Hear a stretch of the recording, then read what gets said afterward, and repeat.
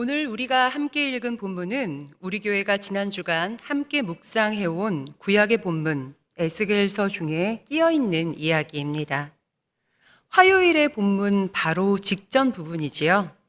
오늘 우리가 읽은 에스겔 2장 2절을 보면 하나님의 영은 엎드려 있는 에스겔에게 들어가셔서 그를 일으켜 세우십니다. 여기에서 하나님의 영이라고 번역된 히브리어 단어는요, 루아흐입니다. 루아흐라고 목을 쪼아서 내는 소리인데요. 루아흐는 바람, 숨결 같은 뜻으로 쓰입니다. 여러분 한번 깊게 호흡을 들어 쉬어 보실까요? 자, 무엇이 느껴지십니까? 바람 혹은 공기 이렇게 대답할 수 있는데요. 루아흐는 이렇게 바람, 공기 등을 통해서 느껴지는 우리 몸 안에 느껴지는 생기를 가리킵니다. 루아흐에는 바로 이런 생기, 활기, 생명이 있습니다. 루아흐는요, 성경에 제일 처음 등장하는 부분이 창세기 1장 첫 부분인데요. 창세기 1장 2절을 보면 하나님의 영이 수면 위에 운행하신다라는 말이 나옵니다. 여러분들 다 기억하실 텐데요. 이때 하나님의 영이라고 말한 단어가 루아흐입니다. 이 루아흐는요, 창조 이전 세상의 혼돈하고 공허하며 깊은 어둠이 있는 곳에 하나님의 영으로 질서 있게 세우시고 세상을 아름답게 창조하셨습니다. 이 이야기를 통하여서 우리는 하나님의 영이 창조의 영이시라는 것을 알 수 있습니다. 그러나 루아흐는 이렇게 창조의 영만은 아닙니다. 하나님께서는 사람들에게 하나님의 영, 루아흐를 부어주셔서 하나님과 특별한 관계를 맺으시고 주님의 사명을 부여하기도 하십니다. 사사기를 보면은요, 하나님의 영이 어떠한 사사 위에 임했다라고 하면 그가 일어나 이스라엘 백성을 위하여 싸우는 모습을 보기도 합니다. 사무엘상에는 하나님의 영이 한 공동체에 임해서 그들이 선지자의 예언자의 무리가 되어서 하나님의 말씀을 대언하는 장면이 나오기도 하지요. 이렇게 하나님의 영이 사람들에게 들어가서 영적인 능력을 더하시는 이야기들이 성경에는 담겨 있습니다. 그러나 이런 영적인 능력에만 하나님의 영이 임했다라는 표현을 쓰는 것은 아닙니다. 출애굽기 31장을 보면은요, 금과 은과 놋으로 정교한 일을 하고 보석을 깎고 나무를 새겨 만드는 기술을 가진 재주 좋은 브살렐이라는 사람이 나오는데요.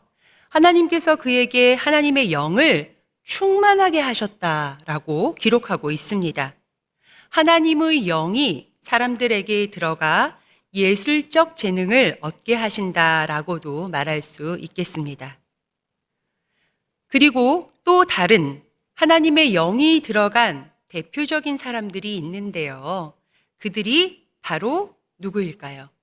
예언자들입니다. 예언자들이야말로 하나님의 영에 사로잡힌 사람들이었겠지요. 하나님의 영이 임했을 때 예언자들은 자기들이 사는 시대를 다른 사람들과 달리 하나님의 눈으로 읽게 됩니다. 오늘 본문의 에스겔도 그런 사람 중 하나입니다. 에스겔은 남유다 말기 바벨론이 예루살렘에 침공당했을 때 그때는 보위에 오른 지 3달밖에 안 된 여호야긴 왕이 있었습니다. 그런데 그 왕과 여러 상류층 사람들과 함께 바벨론으로 끌려온 포로 중 하나였습니다. 에스겔은 제사장 가문의 사람이었는데요. 오늘 본문에 앞선 에스겔 1장을 보면 이 에스겔이 포로로 끌려온 사람들과 함께 바벨론의 그발 강가에 서글피 앉아있는 모습으로 그 이야기가 시작됩니다. 이스라엘 사람들은 회당을 물가에 지었다고 하는데요. 그래서 회당이 없는 곳에 가게 되면 물가에 모여 예배를 드렸다고 합니다. 그래서 아마도 그발강가에 모인 사람들도 안식일이 되어서 그곳에 함께 모여 예배하고자 했던 것이 아닌가 싶습니다. 이렇게 사람들이 모였던 그때는요, 그들이 포로로 잡혀온 지 5년째 되는 해였다라고 1장은 우리에게 이야기해 줍니다. 그리고 그때 에스겔의 나이가 30살이 되었습니다. 30살, 제사장의 가문. 그에게 무슨 일이 생겼을까요? 고국에 있었다면 그는 제사장으로 임명받아 반차를 따라 제사장의 직무를 감당하기 시작했을 나이였습니다. 그러나 지금 그가 처한 곳은 바벨론입니다. 그는 그저 포로에 불과했습니다. 성경은 그가 느끼는 감정에 대하여서 기록하고 있지 않지만 그의 마음이 얼마나 분통하고 답답하고 서글펐을지 여러분 상상이 가지 않으십니까? 그런 그에게 하나님의 영이 임하십니다. 우리가 함께 묵상했던 월요일 묵상 본문이었는데요. 에스겔 1장을 보면 그발 강가에 앉아있는 에스겔 앞에 번개와 폭풍을 담은 큰 구름이 몰려옵니다. 그런데 그 큰 구름 속으로 보이는 모습이 있었습니다. 4가지 얼굴을 가진 생물이었지요.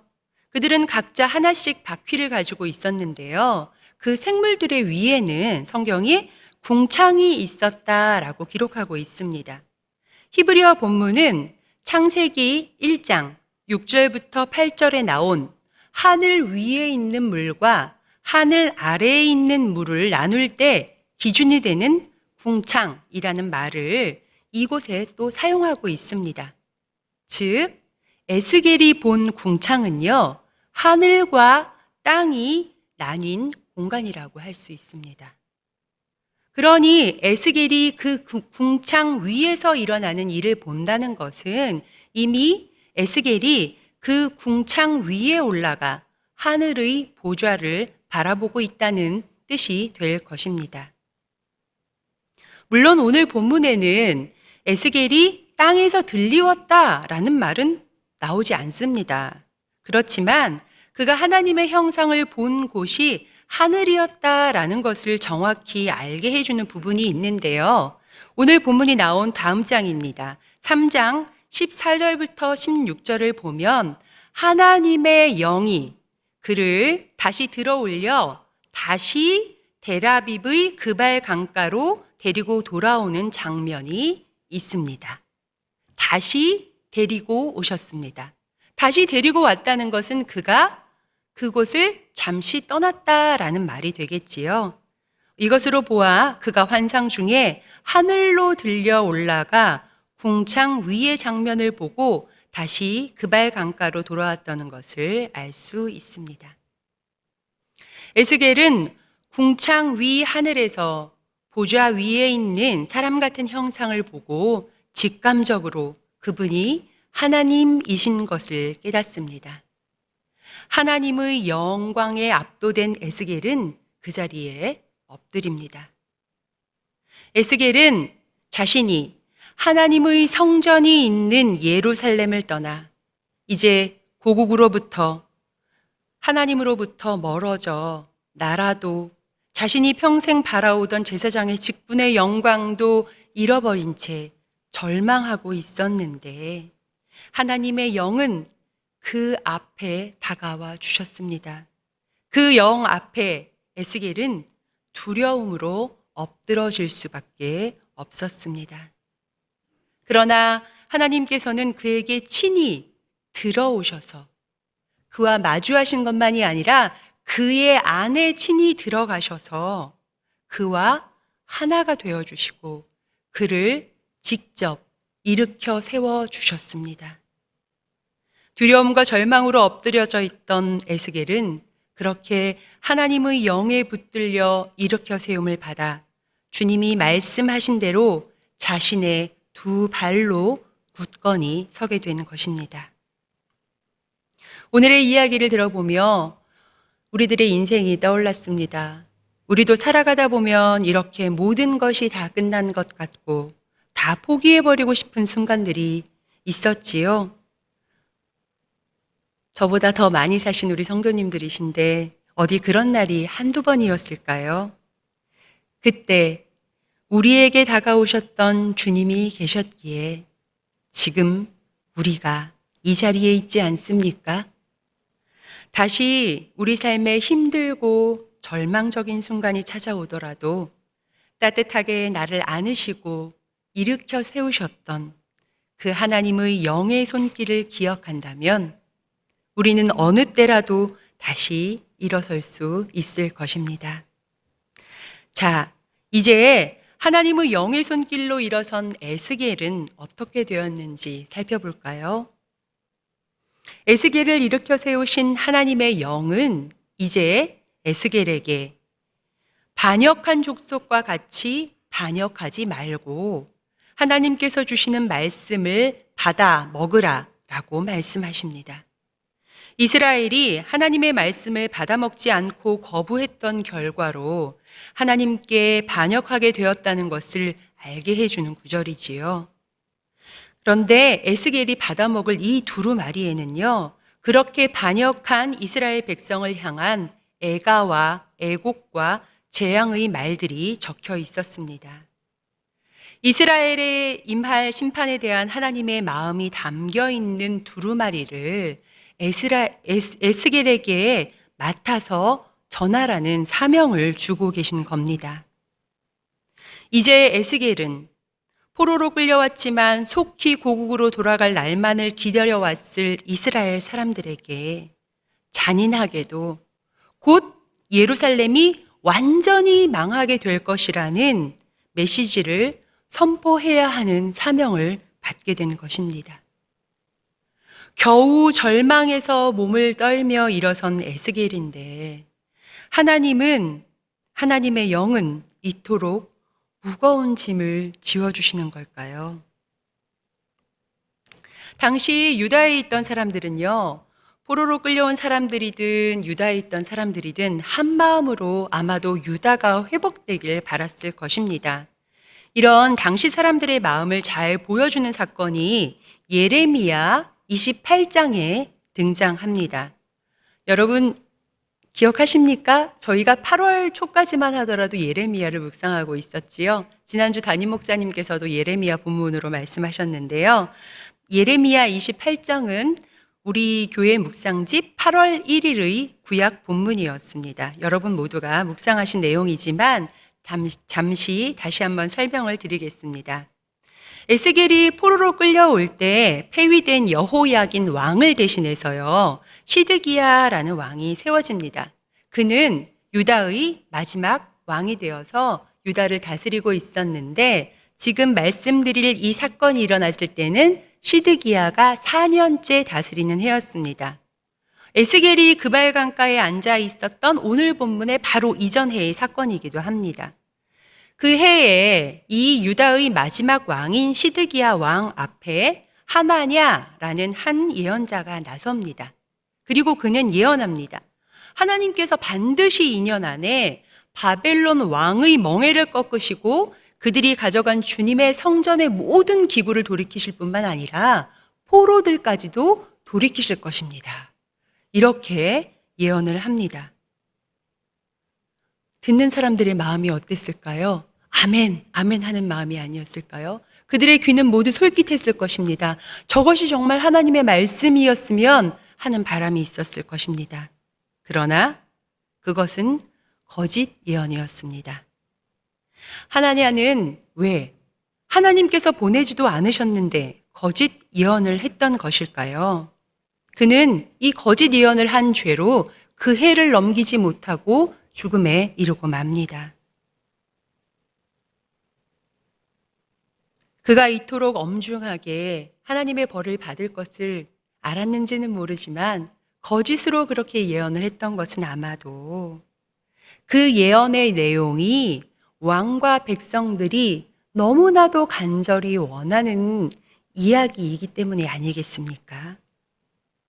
이렇게 이스라엘 사람들이 간절히 원하는 말이 무엇인지 말하지 않아도 모두 알고 있었습니다. 그럼에도 불구하고 에스겔은 그 모든 사람들의 열망을 거슬러 화평이 아닌 저주를 선포하는 사명을 받은 것입니다.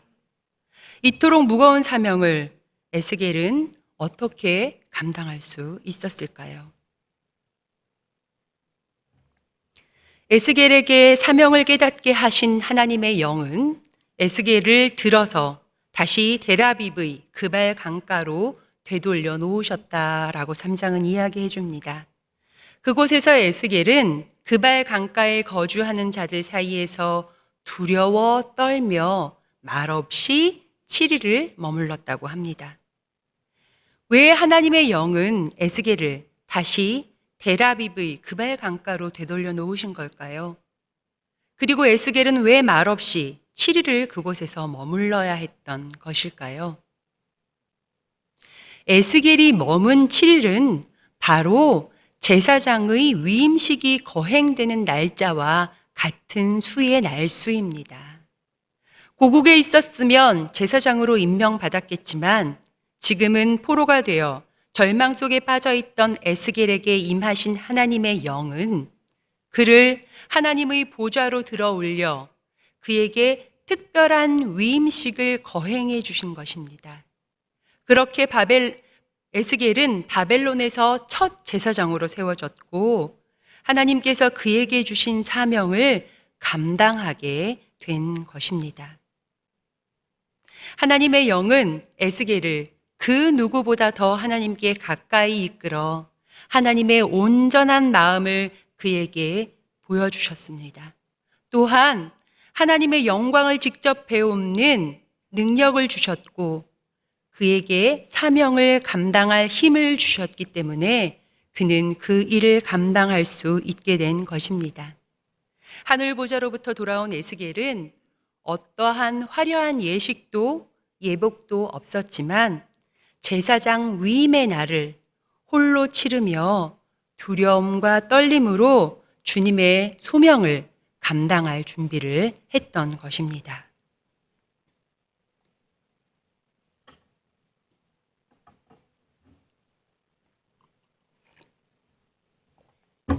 그런데 한 가지 궁금한 점이 있습니다.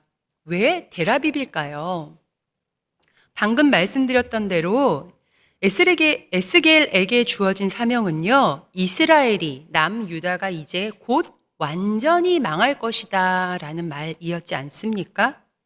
그렇다면 그 심판의 메시지는 델아비브보다는 예루살렘으로 그를 데려다 놓으심으로써 예루살렘에서 선포해야 할 것 같은데 말이지요. 여기에 에스겔 저자의 숨은 의도가 하나 숨어 있습니다. 델아비브는 아카드 말로 아주 오래된 고어이지요. 폐허의 언덕이라는 뜻을 가지고 있습니다.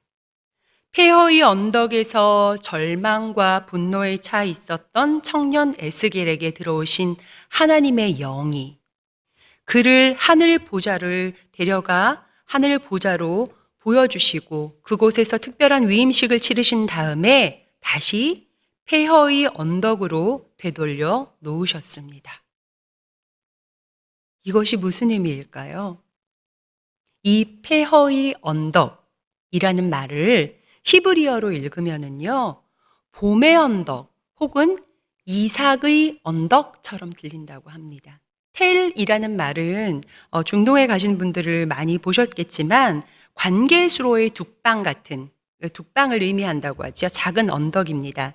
그리고 텔 아빕 할 때 이 아비브라는 말은요, 이집트어나 아람어에서도 마찬가지로 새롭게 돋아나는 새싹, 봄의 새 순을 가리키는 말이고요. 때로는 새롭게 열매 맺은 햇 곡식이나 이삭을 가리키는 말이라고 합니다.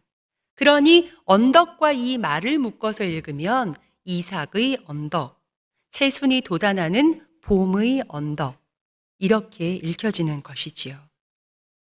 이스라엘 사람들은 자신들이 잡혀온 그 땅을 단지 폐허의 언덕으로 받아들였지만 하나님의 영을 받은 에스겔의 눈에는 그곳에 하나님께서 약속하신 봄이 올 것이고 새싹이 돋아나고 헷 곡식이 맺히게 될 새 봄의 언덕, 이삭의 언덕, 소망의 언덕이 될 것으로 보였던 것입니다.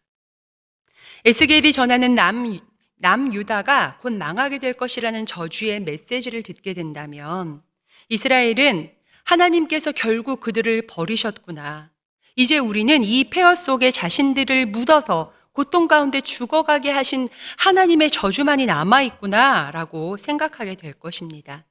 하지만 하나님의 뜻은 그게 끝이 아니라는 겁니다. 모두 이 바벨론에 사로잡혀 올지라도, 그래서 이 폐허의 언덕에서 그들의 삶을 꾸역꾸역 살아낼지라도 하나님은 다시금 이스라엘과 맺은 언약을 되새기시고 그들이 마치 겨울이 지나 새순이 돋아나는 것처럼 그들에게 하나님께서 직접 친히 새 힘을 주셔서 새순처럼 돋아나는 하나님의 새로운 백성이 되게 하시리라는 그 약속을 지금 에스겔에게 주고 계신 것입니다. 하나님께서는 에스겔에게 마른 뼈의 환상을 보여주심으로써 이 약속을 다시 한번 확증해 주시지요. 여러분들 에스겔 하면 제일 먼저 떠오르는 이야기가 바로 이 에스겔 37장의 마른 뼈 환상이 아닙니까? 에스겔 37장을 보면은요, 골짜기에 가득한 마른 뼈 환상이 나옵니다. 골짜기에 마른 뼈가 가득한 곳에 하나님의 영은 에스겔을 세우십니다. 그리고 그 뼈들을 향하여서 대언하게 하시지요. 너희 마른 뼈들아, 여호와의 말씀을 들을지어다. 그때 하나님의 영이 그 뼈들의 생기, 즉 루하흐를 불어넣으셔서 그 뼈들이 서로 맞아 연결되고 힘줄이 생기고 가죽이 덮이는 것을 에스겔은 보게 됩니다. 그리고 다시 한번 에스겔이 하나님의 말씀을 한 번 더 대언했을 때 그들 속에 하나님의 루하흐가 들어가 그들이 다시 살아나 일어나는데 거대한 군대가 되는 환상이었습니다. 포로로 끌려온 이스라엘은 절망 가운데 우리의 뼈가 말랐고 우리의 희망도 사라졌으니 우리는 망했다 하고 말하고 있었습니다. 그들은 스스로를 무덤에 들어간 자와 같다고, 즉 죽은 자와 같다고 말했습니다. 그 말이 맞는 말이지요. 그들의 생명은 붙어 있었지만 이스라엘은 하나님으로부터 끊어져 하나님과의 관계에서 죽은 자들이었습니다. 그러나 하나님께서는 에스겔에게 들어가셨던 그 하나님의 영을 죽어있던 이스라엘의 영혼들에게도 채워주셔서 그들을 다시 살리시고 이스라엘이 이제 다시 하나님의 군대와 같이 서게 될 것이라는 약속을 환상을 통하여서 확증해 주셨던 것입니다. 이러한 약속의 확증을 통해 에스겔은 사명을 다할 새 힘을 얻었습니다.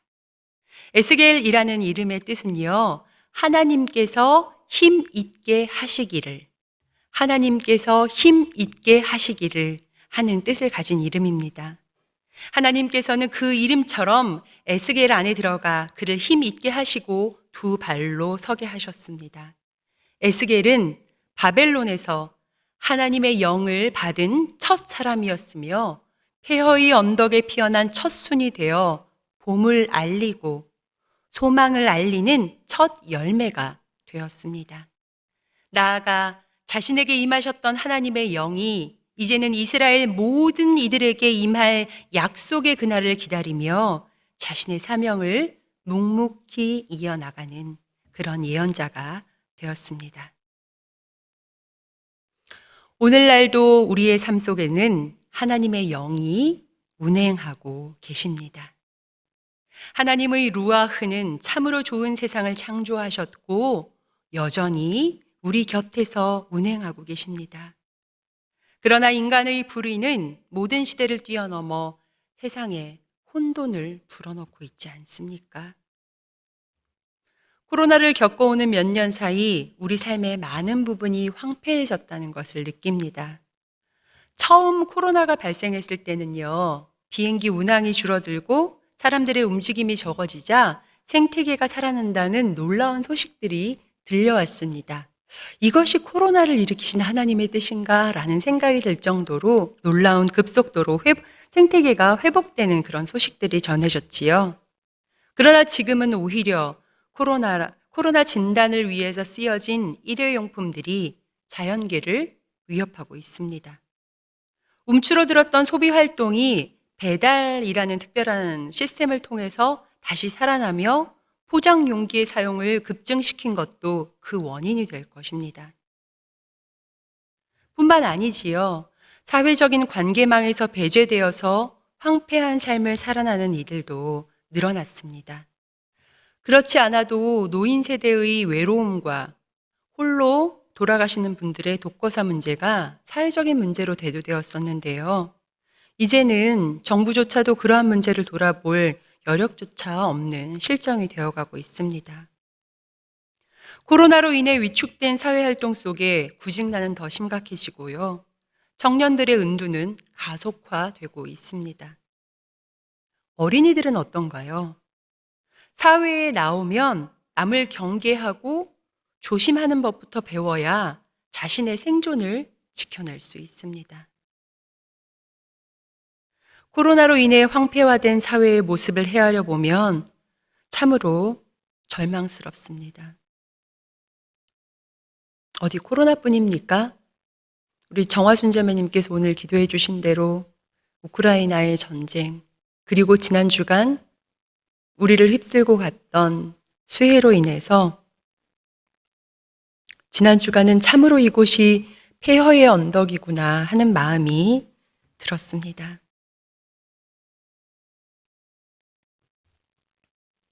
그러나 모든 것이 무너진 것처럼 보이는 지금이 바로 이 세계의 질서를 바로잡고 다시 예전처럼이 아니라 이전보다 더 하나님의 나라에 가까워지는 세계를 만들어 가기 위한 기회가 될 수 있습니다.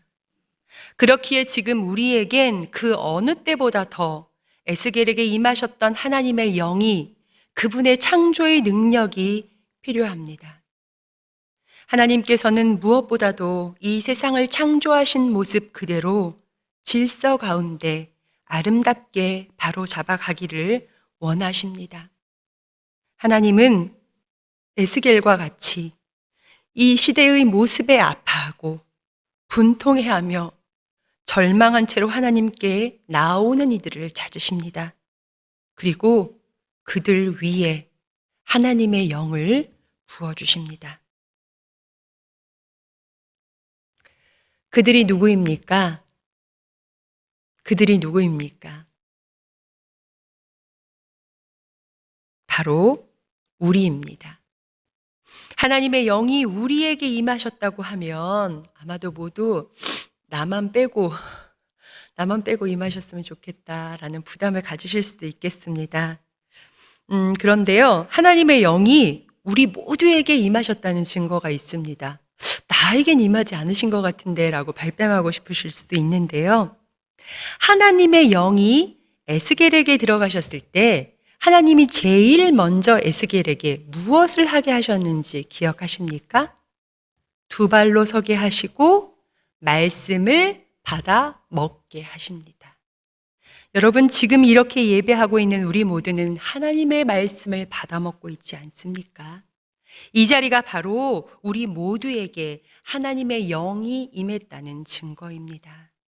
하나님의 영이 임하지 않고 어느 누가 하나님을 주라 고백할 수 있겠습니까? 이 사실이 오늘 예배하는 모든 이들에게 주님의 영이 임한 것을 알려주고 있습니다. 이제 우리 모두에게는 에스겔과 같이 이 시대를 하나님의 눈으로 보는 예언자로 살아갈 사명이 주어진 것입니다. 무너진 곳을 다시 세우는 창조의 사명이, 하나님이 창조하신 세계를 상상하며 아름답게 이 땅을 갖고 갈 예술가의 사명이 우리에게 주어졌습니다. 두려우십니까? 두려워하지 마십시오. 주님은 결코 우리를 홀로 버려두지 않으십니다. 에스겔을 힘있게 하신 하나님의 영이 우리에게도 그 사명을 감당할 힘을 얻게 하실 것입니다. 하나님의 영은 날마다 우리를 찾아오십니다. 그러나 그 영을 모두가 알아채는 것은 아닙니다. 에스겔과 같이 시대를 바라보며 안타까운 마음으로 예배하는 이들에게 하나님은 당신을 드러내실 것입니다. 매일 아침 두 팔을 벌려 우리를 안으시는 주님의 영 안에 깨어나는 우리가 되길 소망합니다. 그리고 새 힘을 얻기 위해 날마다 주님의 말씀을 받아먹는 우리가 되어야 하겠습니다. 이제 예배를 마치고 다시 일상의 자리로 우리는 돌아가게 됩니다. 여러분, 그 일상의 자리가 폐허처럼 보일지라도 그렇게 속삭이는 사탄의 속삭임에 속지 마십시오. 그 자리는 이제 곧 봄의 언덕이 될 것입니다. 아름다운 열매를 맺는 이삭의 언덕이 될 것입니다. 사명에 충성하는 우리가 있는 한 말입니다. 하나님께 소망을 두고 이 땅을 하나님께서 창조하셨던 모습대로 하나님의 나라로 세워가는 사명을 다하는 우리 모두를 하나님께서 에스겔의 이름과 같이 힘있게 하시기를 소망합니다. 기도하시겠습니다. 주님, 이 시대는 폐허의 언덕과 같습니다.